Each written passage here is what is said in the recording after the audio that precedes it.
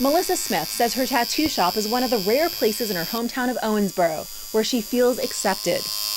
Because outside these doors, they make me feel like I don't belong here.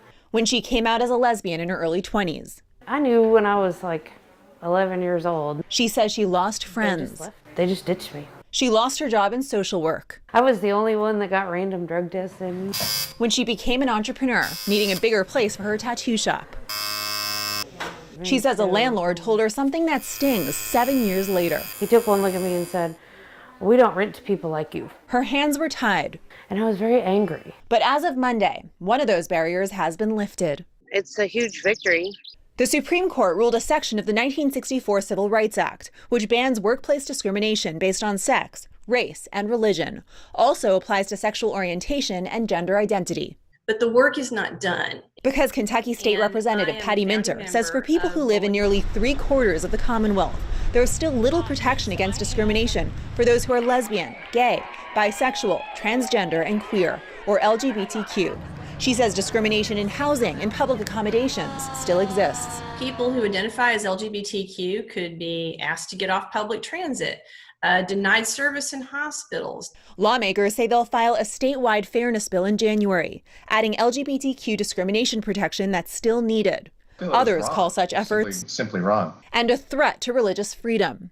Bruce Houseknecht is a policy analyst at Focus on the Family, a conservative Christian ministry based in Colorado. But we also do not want to see religious people losing their livelihood because they refuse to do something that violates their faith. In November, a wedding photographer filed a lawsuit against the city of Louisville, which passed a fairness ordinance 21 years ago. The photographer claimed the city's law that would force her to photograph same-sex weddings went against her religious beliefs. About 3 months later, the U.S. Department of Justice agreed, saying in a statement, forcing a photographer, against her conscience, to express her support for a wedding that her faith opposes violates the Constitution. The photographer couldn't talk about her pending case, so we spoke with her attorney. Anytime the government compels someone to promote a message they disagree with, that should concern all of us.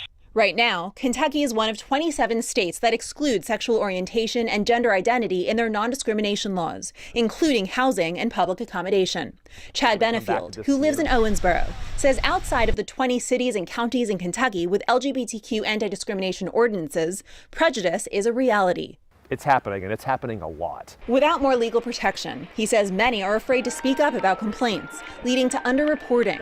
While places with fairness ordinances track complaints, those numbers are often in the single digits, according to local human rights commissions. The Kentucky Commission on Human Rights, the state agency charged with investigating discrimination complaints, says they have no cases of LGBTQ discrimination, since sexual orientation isn't a protected class, according to the Kentucky Civil Rights Act. Such cases are outside the scope of their agency. As a result, Smith says she and others like her suffer. I think there's a certain level of stress that we just sort of get used to. Despite the Supreme Court's recent decision banning LGBTQ workplace discrimination, there are federal exemptions. Employers with less than 15 people, for example, are excluded. Many argue the law must go much further, mandating an end to all types of discrimination and taking more action when complaints arise. For Focus, I'm Paula Vasan.